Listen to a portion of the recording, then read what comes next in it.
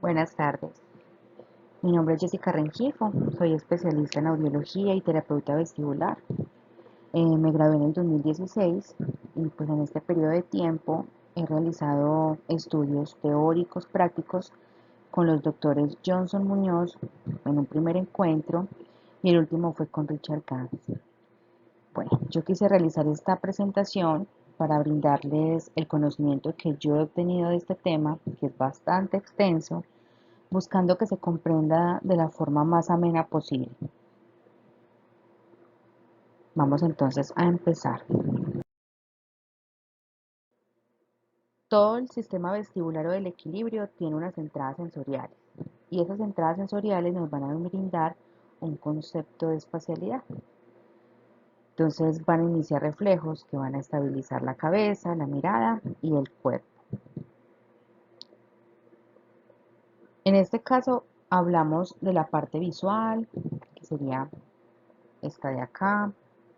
Hablamos de una parte vestibular y hablamos de una parte somatosensorial. Así que avancemos para poder explicar cada una de ellas. Vamos a comenzar con el sistema visual. Entonces aquí vamos a hablar de unas características que es fundamental dentro del sistema del equilibrio que vamos a llamar visointegración. Y esta se divide en focal y en ambiental. Cuando nosotros estamos evaluando el sistema por medio de pruebas oculomotoras, como pasa por ejemplo en la videonistalmografía, vamos a mirar varios movimientos que deben ser normales y a una velocidad adecuada cuando la persona no presenta ningún tipo de patología y que son los mencionados en esta diapositiva. Vamos a tener primero lo que son los movimientos sacádicos o rápidos, que van a consistir en la capacidad que tiene la persona para enfocar diferentes objetos de forma rápida y eficiente. Tenemos también lo que es el rastreo pendular o movimientos lentos. Este se va a caracterizar por la capacidad de enfocar un objeto que está en movimiento. Y por último, tenemos lo que es el reflejo optoquinético. Este se caracteriza por ser una combinación de los dos anteriores mencionados. Entonces, este movimiento realmente es un reflejo, ¿sí?, que tiene todos los seres humanos y que consiste en enfocar un objeto que se encuentra en movimiento y que al moverse fuera del campo visual, el ojo vuelve a la posición donde se encontraba ese objeto por primera vez y nuevamente va a enfocar. Entonces acá se produce una especie de nistagmo, pero evocado por ese mismo reflejo.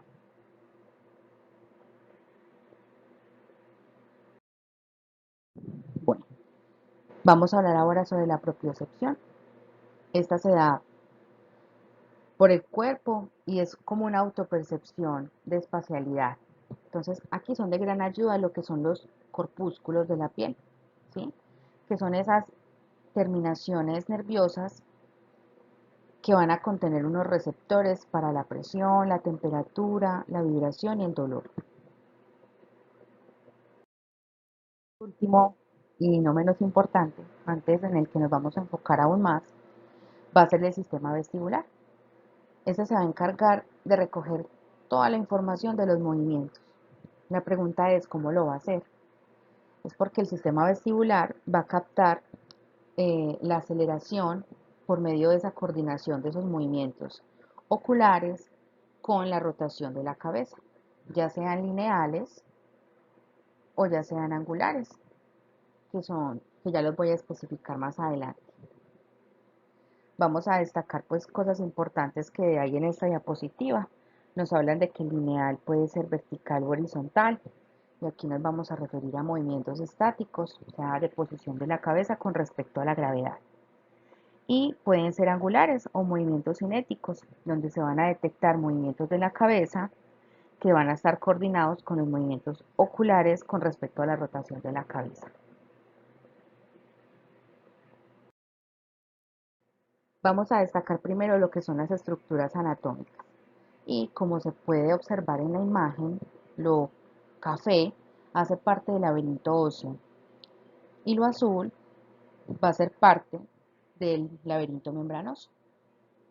Si nosotros vamos a la parte vestibular, que sería esta de acá, vamos a encontrar ubicada en la parte posterior como tal lo que nos interesa el día de hoy, que es el vestíbulo y los diferentes sensores, como son el sáculo, el utrículo y en la parte más periférica lo que son los canales semicirculares.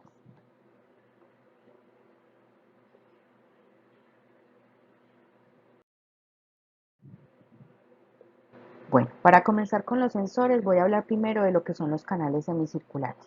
Entonces tenemos un canal anterior, tenemos uno posterior, estos van a ser verticales y van a estar unidos por la rama común. Y también vamos a encontrar un canal lateral, que sería este, que sería el horizontal, y vamos a encontrar dentro del vestíbulo lo que son el sáculo, ¿sí? Como lo dice acá la diapositiva, vertical, siempre activo por la gravedad, y el utrículo, que sería este de acá. Bueno, dentro del sáculo y el utrículo vamos a encontrar unas máculas, y estas van a estar perpendiculares una de la otra. Eso va a permitir que haya una activación y también una desactivación de esas células ciliadas y eso se va a traducir en activación e inhibición. En pocas palabras, para que el sistema vestibular funcione bien, siempre tiene que haber unas estructuras que estén activas y al mismo tiempo unas que estén inactivas dependiendo del movimiento que se esté realizando. Entonces, como lo habíamos dicho antes, y acá también vuelvo y lo resalto, el sáculo siempre va a estar activo por la gravedad. Dice que también va a responder a movimientos cinéticos, como es la aceleración y la desaceleración, pero todo va a ser en sentido lineal. Entonces, lo que es el sáculo siempre se va a encargar de los movimientos verticales. Y vamos a poner de ejemplo la sensación al estar en un ascensor. Este va a ser un movimiento cinético, ya que acá se va a estimular bastante este sensor como tal. Mientras que el utrículo, este se encarga de los movimientos horizontales, aquí también va a actuar la cinética, y el mejor ejemplo es un carro en movimiento.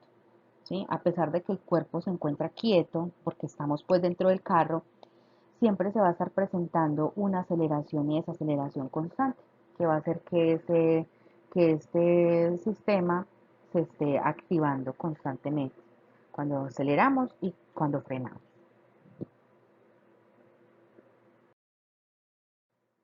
Ahora en la aceleración angular, esta va a informar acerca también de movimientos, pero ya van a ser de rotación o de giro, y va a ser en los diferentes ejes. Y estos ejes nos los van a dar los canales semicirculares. Entonces, anterior, movimientos de abajo hacia de arriba a abajo, posterior, movimientos hacia atrás, laterales, movimientos hacia los lados. Esos canales van a responder a movimientos giratorios de aceleración y desaceleración, pero de la cabeza como tal. Esta imagen me gustó mucho. ¿Por qué? Porque acá aparecen los diferentes sensores, pero ya con sus estructuras. Y eso es importante pues para su funcionamiento. Entonces nos vamos a enfocar primero que todo en el vestíbulo, ¿sí? Que sería esta parte de acá. Y como ya lo habíamos mencionado anteriormente, vamos a encontrar lo que es el sáculo y lo que es el utrículo. Y esos van a contener en su interior las máculas, ¿sí? Que acá las estamos viendo bien. Estas máculas se van a encontrar dentro de la endolinfa y si nosotros ampliamos la imagen, acá lo voy a poner más ampliadito,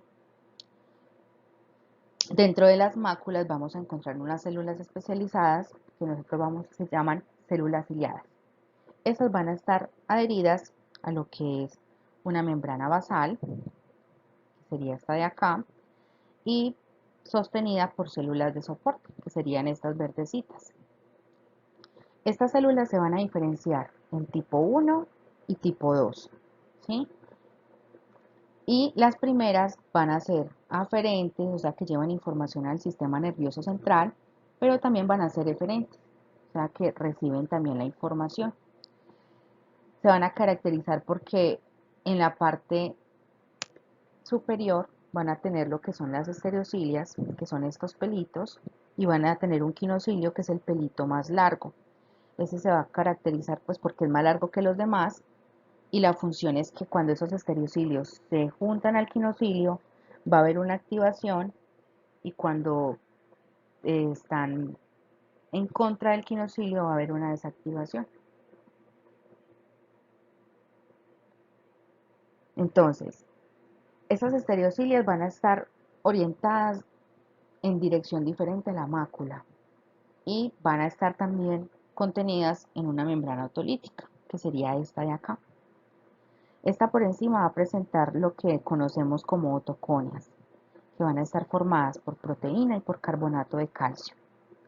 Entonces, estos se van a mover de acuerdo al movimiento lineal que se esté presentando y por ende va a permitir el movimiento de las estereocilias. ¿Qué pasa? Esta membrana autolítica es más densa que la endolinfa y las otoconias pues también están dando un peso extra. Entonces, al momento en que yo hago un movimiento lineal hacia, hacia adelante, hacia atrás, hacia arriba, hacia abajo, va a hacer que esas otoconias con el peso hagan mover más fácilmente lo que es la membrana autolítica y esa membrana autolítica es la que va a hacer que se muevan o no las estereocilias y por ende también pues el quinocilio.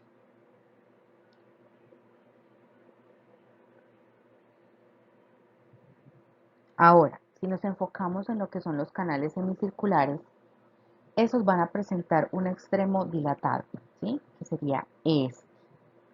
Esa se va a llamar ampolla o ámpula y va a comunicarse con el utrículo. ¿Qué pasa? En su parte interior va a contener algo llamado cresta. Aquí la vemos. Y aquí también vamos a encontrar células ciliadas. Entonces acá lo vemos más ampliado. ¿Qué pasa? Esas también tienen un quinocilio y ese también va a ser más alto que los demás. Entonces los movimientos que sean en dirección al quinocilio, como ya lo había dicho, lo van a activar y en dirección opuesta lo van a inactivar. Por encima de esas células vamos a encontrar algo que se llama cúpula, que sería esta estructura que vemos acá. Y esta también va a tener consistencia de gelatina y va a llenar la totalidad de la ámpula. Entonces, ¿eso en qué se traduce? En que no va a ser el líquido endolinfático lo que va a mover los cilios, ¿sí? Sino que el líquido endolinfático, que tiene la misma densidad que la cúpula, es la que va a deformar esa ámpula y eso es lo que va a hacer mover esos cilios en una u otra dirección. Bueno, entonces aquí vemos de nuevo el quinocilio y los estereocilios, ¿sí? Entonces, ¿qué pasa? Esa inclinación de los cilios es la que va a alterar la permeabilidad de esa membrana celular. Entonces, ¿qué nos dice? Que cuando hay un flujo de iones positivos en el interior de la célula, va a hacer que disminuya ese potencial de la membrana. Cuando disminuye ese potencial de la membrana, va a haber una despolarización y cuando hay una despolarización se va a formar un potencial generador, que es el que va a viajar al sistema nervioso central. Ese potencial generador va a depender de la densidad del estímulo que se esté presentando. Entre más, entre más potencial haya es porque el estímulo fue más fuerte, por decirlo así. Vamos a pasar a algo importante que son las leyes de Ewald. Estas leyes de Ewald son físicas y lo que nos dice es que los canales semicirculares tienen una parte ampular y otra que no es ampular, que cuando va hacia la ampolla es ampulípeto, cuando se aleja de la ampolla es ampulífugo y nos va a hablar pues de ciertas características. El primero es que se va a enfocar en lo que es el nistagmo, ¿sí? Entonces, el componente lento del nistagmo va a ser de origen vestibular, ¿sí? Que es lo que hemos estado hablando hasta el momento. Mientras que el componente rápido es de carácter compensador, ya tiene que ver más con el sistema nervioso central.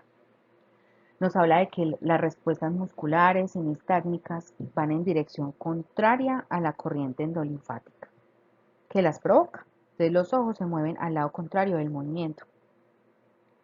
Nos habla que en los canales semicirculares laterales, la corriente endolinfática va a ser ampulípeta, o sea que va a ser excitatoria, y cuando va en contra de la corriente endolinfática va a ser ampulífuga porque se aleja de la ampolla y esto va a hacer que sea inhibitoria y que en los canales anteriores y posteriores va a ocurrir a la inversa.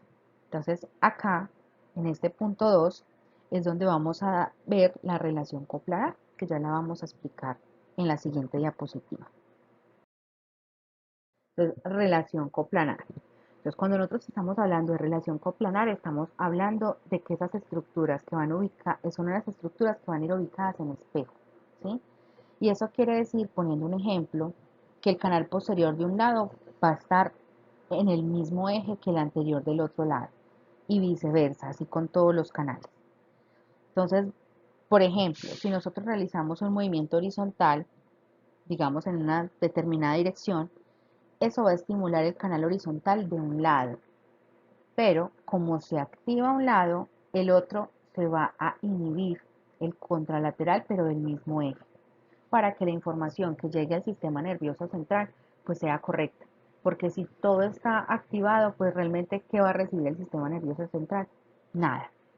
Siempre tiene que haber una parte activatoria y una parte inhibitoria.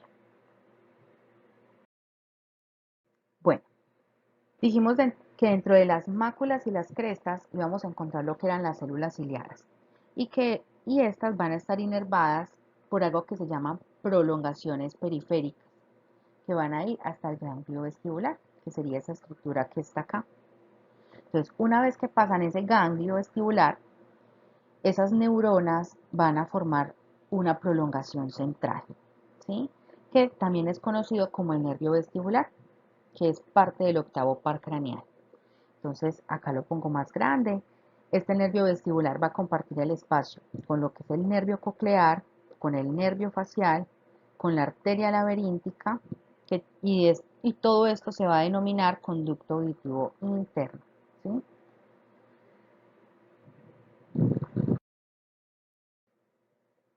El nervio vestibular va a pasar por el ángulo pontocerebeloso, ¿sí? Entonces acá voy a mostrar unas estructuras que son importantes conocerlas y tenerlas en cuenta para todo lo que vamos a explicar ya de toda la parte central. Entonces acá tenemos el nervio vestibulococlear, acá tenemos lo que son las pirámides, las olivas, toda esa estructura se llama médula oblongada, toda esa estructura se llama puente o protuberancia. Y ese nervio vestibular va a estar limitado por lo que son los pedúnculos. Entonces tenemos el pedúnculo cerebeloso medio y el pedúnculo cerebeloso inferior. Entonces dice que el nervio vestibular va a pasar por el ángulo pontocerebeloso que va a limitar con esos pedúnculos.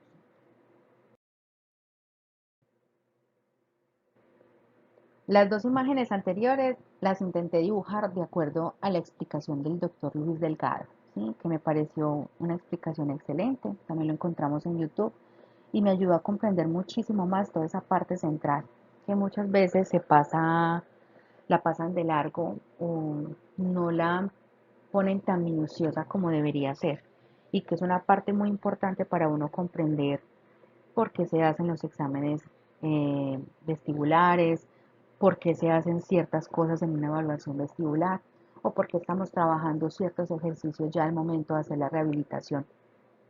Todo eso va a depender de que comprendamos bien toda esa parte central. Entonces, ya enfocándonos en el piso del cuarto ventrículo, que es esta área de acá, ¿sí?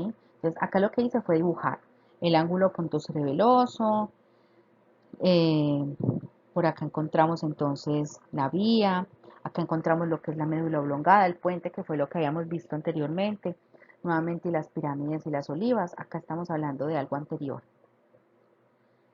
Mientras que en la parte posterior vamos a encontrar entonces de nuevo los pedúnculos, entonces el superior, los medios, los inferiores, los colículos, el techo del mesencéfalo. Vemos por acá algo muy importante que también lo vamos a tomar más adelante, y es que esa parte vestibular a la cual ya me voy a enfocar va a compartir lugar, o está más bien muy cercano, lo que es el trígono del hipogloso medial, el trígono del vago lateral, y eso son estructuras que más adelante vamos a comprender por qué nos pueden causar ciertas cosas al momento de que se estimula algo vestibular.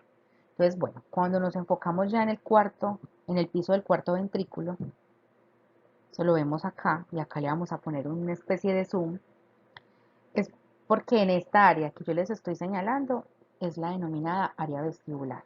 Y aquí es donde se van a encontrar los núcleos vestibulares. Entonces los núcleos vestibulares van a estar localizados entonces en la porción cefálica de la médula oblongada y en la parte caudal del puente. Va a estar en relación con el piso del cuarto ventrículo en su porción lateral. Ahí específicamente es donde encontramos los núcleos. Este dibujo lo puse pues para que fuera más fácil de comprender todo lo que he dicho hasta el momento. Toda esta parte es la periférica. Acá encontramos el ganglio de Scarpa, que es donde todas esas terminaciones de las células se unen y comienza toda la parte central. Entonces, esta va a ser conocida como la primera neurona. Y una vez que llega a los núcleos vestibulares, ya estamos hablando de la segunda neurona. Los núcleos vestibulares van a ser 4. El inferior, que sería este de acá, este se va a encontrar a nivel de la médula oblongada. Y tenemos el lateral, que sería este de acá, el medial y el superior, que van a estar a nivel del puente. Entonces, una vez que el nervio vestibular pasa por la médula oblongada, va a dividirse en unas ramificaciones para poder hacer esa sinapsis que se necesita en los núcleos vestibulares.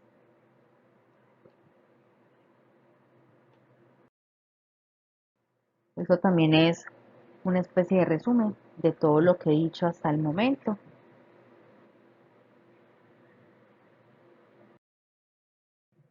Entonces, las primeras fibras las vamos a llamar fibras vestibulocerebelosas y van a llegar a lo que es el arquicerebelo. Entonces, van a entrar por lo que es el pedúnculo cerebeloso inferior, que ya lo habíamos visto en las diapositivas anteriores, y la información va a llegar de los núcleos superior, medial e inferior. ¿Sí? Esos van a ser los que van a estar más estimulados cuando hablamos de la vía vestibulocerebelosa. Entonces, el arquicerebelo va a estar formado por el lóbulo flóculo-nodular, ¿sí? Que sería este de acá, el azulito. Y junto con una región adyacente que va a ser del dermis inferior o ventral, que sería esta partecita de acá. ¿Sí? Entonces, el arquicerebelo o cerebelo vestibular va a estar relacionado con todo lo que es el equilibrio y los movimientos oculares.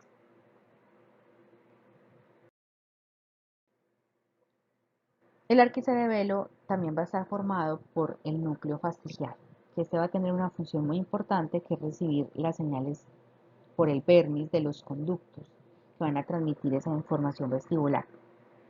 No solamente la vestibular, sino la somatosensorial, la auditiva, la visual y pues la vestibular que es la más importante. Todo eso va a llegar al núcleo fastigial. El núcleo, después de que recibe esa información de esos núcleos vestibulares, la va a devolver y estas fibras se van a llamar cerebelovestibulares, ¿sí? Que son las que van a llegar a los 4 núcleos que ya conocemos. Entonces, como lo dice la imagen, sale del cerebelo por los pedúnculos cerebelosos inferiores en su porción medial. Por acá es por donde van a ingresar, aquí, en estos de acá.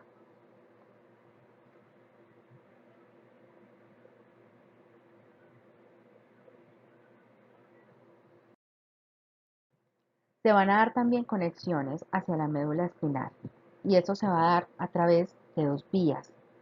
Entonces vamos a tener el tracto vestibuloespinal lateral, que va a tener información del núcleo lateral, y el tracto descendente, que será desde el fascículo longitudinal medial, y nos va a dar información del núcleo vestibular medial. Entonces, como lo dice la imagen, el medial va a ser de toda la parte cervical, sobre todo el esternocleidomastoideo, y la parte lateral inervan musculatura de espalda y miembros superiores e inferiores. ¿Cuál es el fascículo longitudinal medial? Lo vemos acá, en el puente como tal. Entonces, importante esta nota, ese no lo hemos visto todavía, pero igual es importante decirlo, y es que por ese fascículo longitudinal medial va a pasar tanto el vestíbulo espinal como el ocular.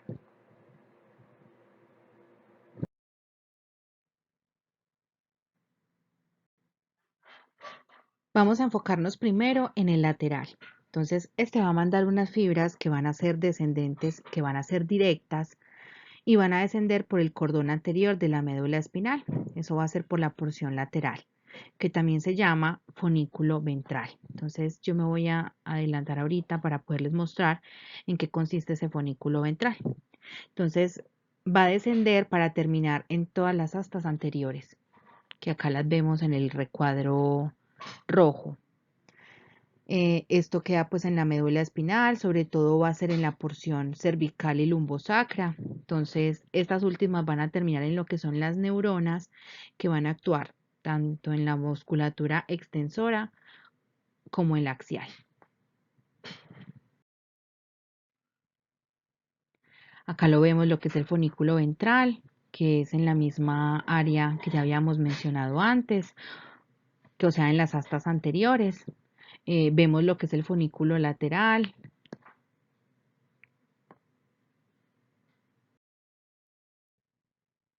Y acá nuevamente es como otra imagen para darnos una idea. Nuevamente lo que son las astas anteriores, en este caso estamos viendo lo que es el fascículo vestíbulo espinal.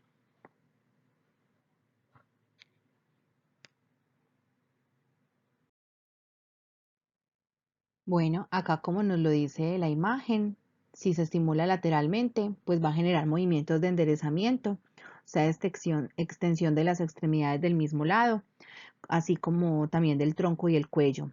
Entonces, estos cambios posturales son los que nos van a servir para mantener lo que es el equilibrio y regular el tono muscular. En este caso, estamos hablando del vestíbulo espinal, que también es algo que trabajamos normalmente dentro de la terapia vestibular.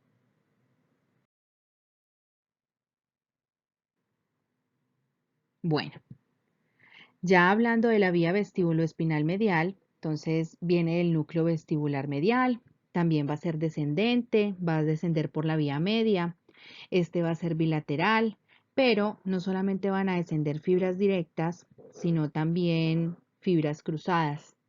Entonces, estas fibras van a descender por el fonículo ventral, pero ya en una porción medial, y van a actuar sobre las neuronas motoras, pero las cervicales. Quiere decir que nos van a ayudar a mantener la postura de la cabeza y permitir que exista una fijación de la mirada. Entonces, en pocas palabras, el vestíbulo cólico, que también lo trabajamos nosotros dentro de la terapia vestibular.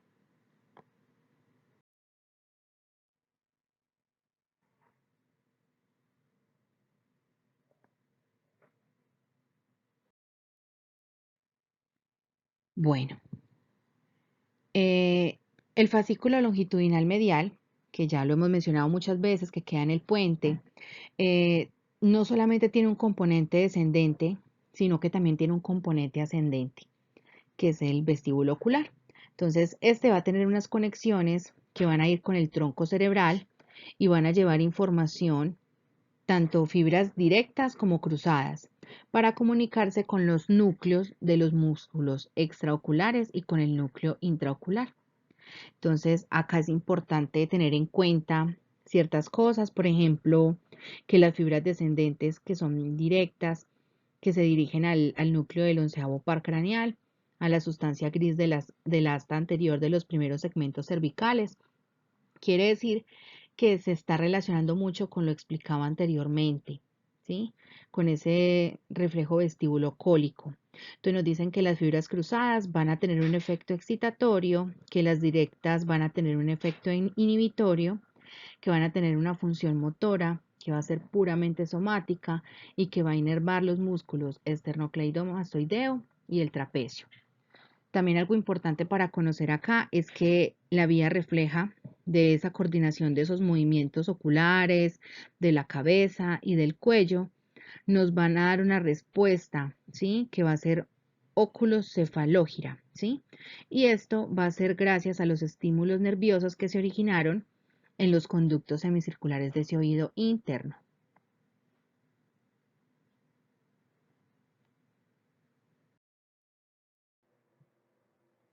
Entonces, las fibras de los núcleos vestibulares que ya habíamos mencionado van a llegar para comunicarse con los núcleos de los músculos extraoculares, que van a ser el sexto, que es el abducens, lo vemos acá, el cuarto, a nivel del mesencéfalo, estos dos se puede decir que están muy unidos, y con el par craneal 3 o el nervio oculomotor.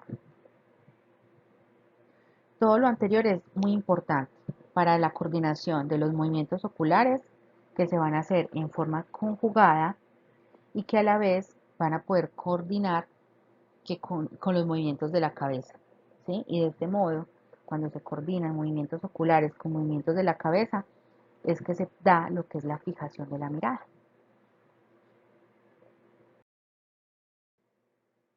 Entonces, los núcleos vestibulares van a mandar conexiones a los núcleos oculomotores, ¿sí? Del sexto par, que es el núcleo del motor ocular externo.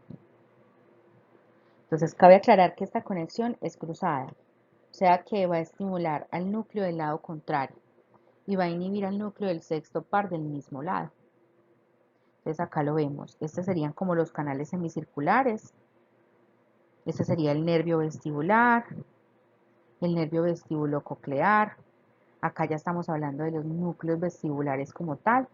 Entonces dijimos que van a llevar una parte a lo que son los núcleos oculomotores del sexto par y lo van a hacer de forma contralateral. Quiere decir que este derecho le va a llegar la información al izquierdo y el izquierdo al derecho de forma cruzada, ¿sí?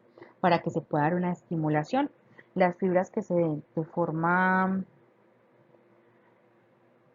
que se den por el mismo lado van a inhibir. Entonces, una vez que llegan a estos núcleos del sexto par, ellos van a inervar lo que es el recto externo del mismo lado, ¿sí? Entonces, como lo vemos acá, llega el sexto y este va a inervar el músculo recto medial, ¿sí?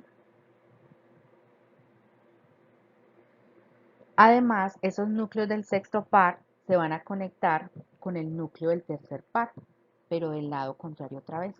Entonces, va a haber una parte que va a llegar del sexto directamente al músculo recto medial, pero va a haber una parte que va a llegar a al núcleo del tercer par, ¿sí? Que sería este de acá y también lo va a hacer de forma cruzada. Y van a hacer que se estimule. Y como vemos, este núcleo del tercer par lo que va a hacer es manejar los músculos rectos laterales. Entonces va a hacer que todo se pueda conjugar para que la persona al momento de hacer un giro, por ejemplo, a la derecha, los ojos cojan siempre hacia el lado contrario, o sea, hacia la izquierda.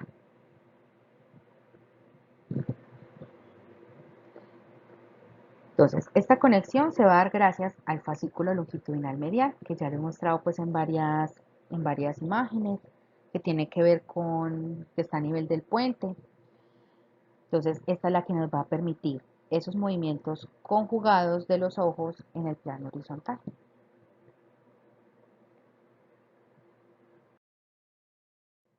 Esa es una explicación de lo anterior, entonces se las dejo para que ustedes la tengan en cuenta.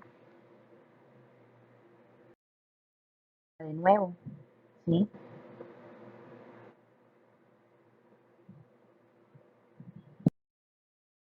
Bueno, cuando nosotros realizamos una estimulación excesiva de esos canales semicirculares o del sáculo o del utrículo, pueden aparecer unos síntomas vagales, ¿sí? Como son náuseas, vómito, sudoración, entre otros. Y esto va a ocurrir porque los núcleos vestibulares tienen conexión con el núcleo solitario, que también se encuentra en esa médula oblongada, donde esa porción caudal va a ser aferente visceral general. Y eso va a causar que al estimularlo, junto con el núcleo dorsal del vago, se produzcan estos síntomas vagales. Ya lo habíamos mencionado en una diapositiva anterior, les dije que era muy importante lo que estábamos viendo debajo del piso del cuarto ventrículo, ya que esas dos áreas nos van a provocar que se presenten estos síntomas en muchas ocasiones y en muchas patologías vestibulares. Bueno, hablamos de que hay una representación cortical. Esta es la que nos va a permitir que todos esos procesos de aceleración y desaceleración, ya sea lineal, ya sea angular, se puedan hacer conscientes, ¿sí? Y para esto, esos núcleos vestibulares van a tener unas conexiones con el lemnisco medio, ¿sí? Y eso va a llegar directamente a tálamo, específicamente a dónde, al núcleo ventral posterior. Entonces va a tener también una porción medial y esta se va a proyectar a lo que es el lóbulo de la ínsula, que es el área somestésica secundaria que se va a localizar en el opérculo parietal. Entonces, para que nos quede de pronto más, acá se las muestro.